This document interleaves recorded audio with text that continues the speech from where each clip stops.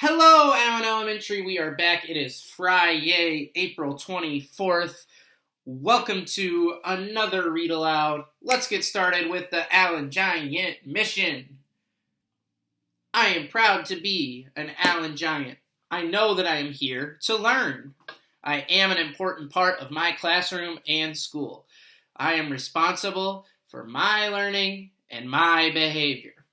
I will respect myself, others, and their possessions.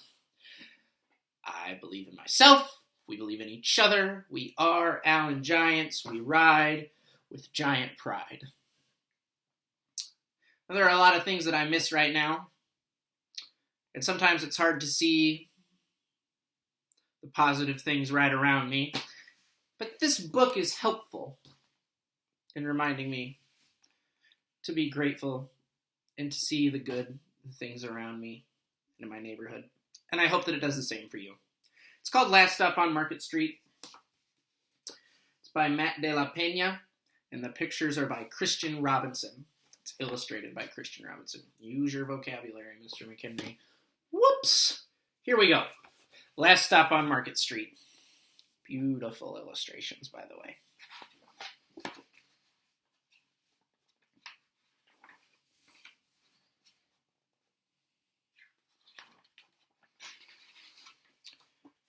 CJ pushed through the church doors, skipped down the steps. The outside air smelled like freedom, but it also smelled like rain, which freckled CJ's shirt and dripped down his nose. It's a great language. Freckled his shirt. I love that. He ducked under his Nana's umbrella. How come we gotta wait for the bus in all this wet? Trees get thirsty too, his Nana told him. Don't you see that big one drinking through a straw? CJ looked for a long time, but he never saw a straw. Do you see a straw? Or is Nana just crazy? From the bus stop, he watched the water pool on flower petals, watched rain patter against the windshield of a nearby car. His friend Colby climbed in, gave CJ a wave, and drove off with his dad. Nana, how come we don't got a car?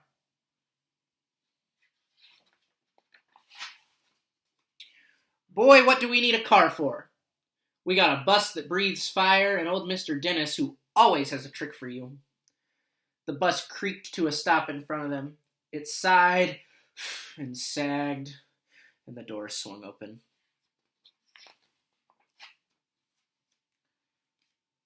What's that I see? Mr. Dennis asked. He pulled a coin from behind CJ's ear, placed it in his palm. Nana laughed her deep laugh and pushed CJ along. They sat right up front. The man across the way was tuning a guitar. An old woman with curlers had butterflies in a jar. Nana gave everyone a great big smile and a good afternoon. She made sure CJ did the same. The bus lurched forward and stopped. Lurched forward and stopped. Nana hummed as she knit. How come we always gotta go here? After church, CJ said. Miguel and Colby never have to go nowhere. I feel sorry for those boys, she told him. They'll never get a chance to meet Bobo or the Sunglass Man. And I hear Trixie got herself a brand new hat. CJ stared out the window, feeling sorry for himself. He watched the cars zip by on either side, watched a group of boys hop curbs on bikes. CJ's getting a little jealous here. A man climbed aboard with a spotted dog. CJ gave up his seat. How come that man can't see? Boy, what do you know about seeing? Nana told him. Some people watch the world with their ears.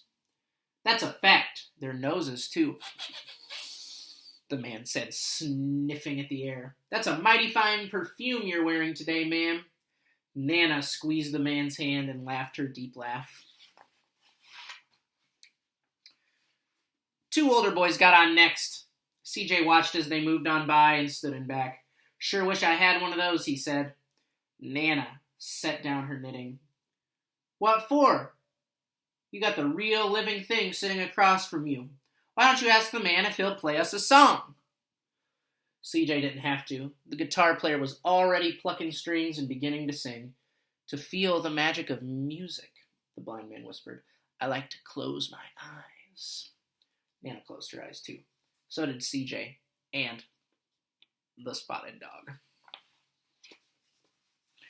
And in the darkness, the rhythm lifted CJ out of the bus, out of the busy city. He saw sunset colors swirling over crashing waves, saw a family of hawks slicing through the sky, saw the old woman's butterflies dancing free in the light of the moon. CJ's chest grew full and he was lost in the sound, and the sound gave him the feeling of magic. The song ended. CJ opened his eyes. Everyone on the bus clapped, even the boys in back.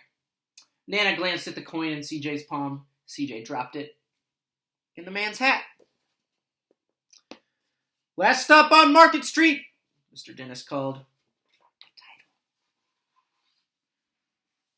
CJ looked around as he stepped off the bus. Crumbling sidewalks and broken down doors, graffiti-tagged windows and boarded up stores. He reached for his Nana's hand. How come it's always so dirty over here? What do you think Nana's going to say? I think Nana thinks it's dirty.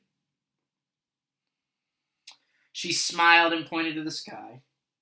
Sometimes when you're surrounded by dirt, CJ, you're a better witness for what's beautiful. CJ saw the perfect rainbow arcing over their soup kitchen. He wondered how his Nana always found beautiful where he never even thought to look. See, Nana's got an eye for what's beautiful, and we can't too. He looked all around them again, at the bus rounding the corner out of sight, and the broken street lamps still lit up bright, and the stray cat shadows moving across the wall.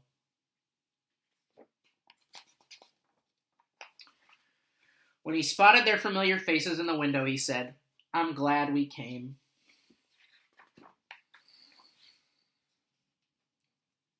She got a new hat. He thought his Nana might laugh her deep laugh, but she didn't. She patted him on the head and told him, Me too, CJ. Now come on.